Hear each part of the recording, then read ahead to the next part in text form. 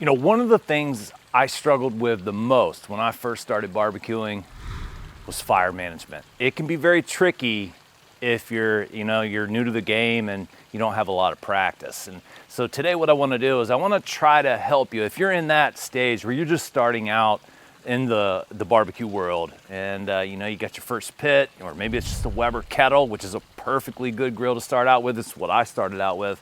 Fire management is huge, whether you're using charcoal, wood, or whatever. And there's some very simple tips that I'm gonna give you today that are gonna help make sure your fire management is perfect to keep your cook on track. Tip number one, clean your grill, clean your smoker, especially the firebox. Sometimes you'll kind of let this go, let it get neglected, and that's that area under the fire. That area under the fire is just as important as any other area in the firebox, and that's because it helps that air circulate, which allows you to keep a consistent fire that's a consistent temperature. If you don't clean this out, the fire's gonna struggle and it's gonna have hot spots and it's gonna go hot and you don't know why. Maybe it'll cool off and you don't know why. It's gonna be a lot harder to maintain a good fire. So make sure you clean your smoker. What I have is just this little vacuum cleaner for charcoal dust and wood ash and stuff. And you can get these right on Amazon. What kind, I don't think it really matters. They all, do about the same thing. I keep mine right outside under the table on my back porch. And whenever I need it, just plug it in.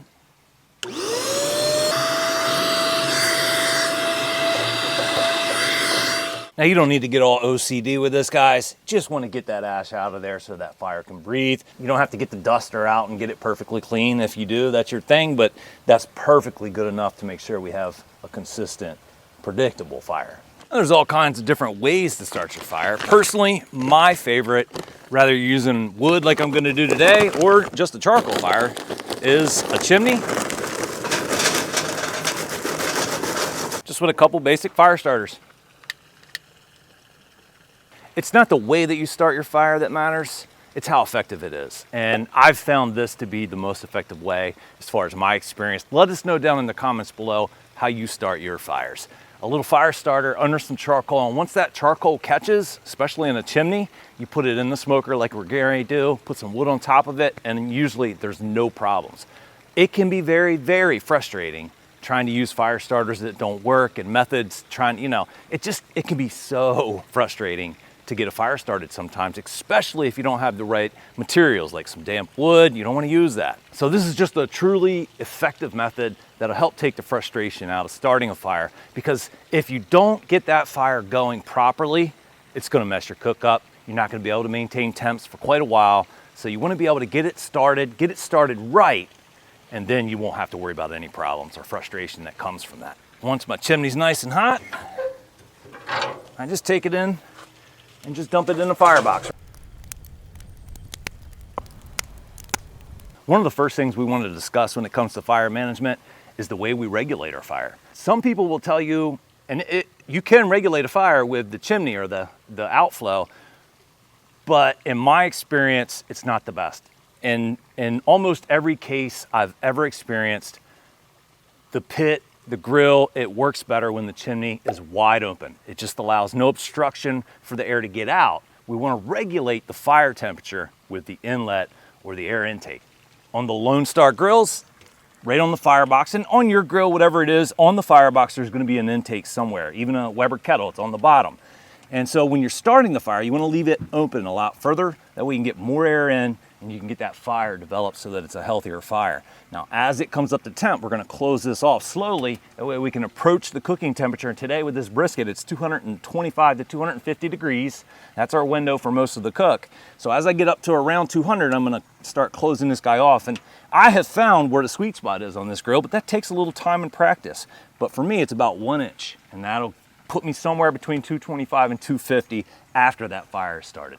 Once you get good at this, you can keep that fire right at the temp you want as long as you don't forget about it. We're gonna close this down, and now I really wanna slow it down, so that's about 3/4 of an inch. So I'm gonna go a little bit less than what I know is the optimal hole there for air to get in to feed that fire. than what I cook at. Now I usually cook with it open just a little bit more, but every day's different. It depends on the outside temperatures, what you're cooking, all kinds of different stuff here. So I'm gonna slow it down so that way we don't blow past our set point, which is one of the most important things to getting started on a successful cook. And so another huge tip here is to have a spray bottle with water handy. In case that fire starts to go past your set temp, cool it down just a little bit by spritzing the charcoal. It will definitely help to regulate that temperature and help you get into that window you're trying to be in. We are 15 minutes in. We are right on the money there. Open it back up just a little bit to start getting a little more heat. Now, the other thing you want to remember is it takes quite a bit of wood to get a fire burning. So let's see what it looks like in here. From here on out, we're just going to put one log on at a time. All right, I'm 2 hours into this brisket cook. So now I want to go ahead and for the next 2 hours, I want to get up to 250. So I'm just going to open this guy up just a little bit, just a couple. I'm about a 1/4 inch more open. And so what that's going to do is allow me to kind of gradually come on up to 250 degrees. I try not to open the door any more than necessary because that does allow a lot of oxygen to get inside the firebox and makes the fire a little hotter. So it can spike your cooking temperature, and you don't want to do that any more than necessary. However, the last thing you want to do is run low on wood and not realize that you're that low on wood. And you know, if you feel that you're opening this more than probably what is needed, then that's probably the case, is you're probably low on wood. And it can be hard to get that fire back up to temperature if you're dealing only with ashes and coals. You're gonna have dirty smoke, and because you're gonna have to put multiple pieces of wood on at a time. So I check this about once every hour. And I got a log and a half, so I think I'm okay. While I have it open, I am gonna put this other log up on the coal bed there. We'll shut it. And you know, typically, once you get used to your pit, it'll stay right there. You gotta put some effort and some love into this, and if you do, you'll find out in the end it was worth it. That was a crazy brisket, and every brisket's like that. It's just a little bit different.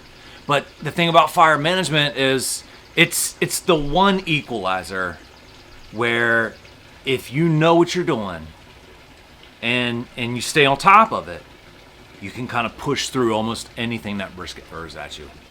I say almost. Once in a while, a brisket will really throw something crazy at you. That's why it's so important to have consistent temps. Most of us aren't trained by a pit master.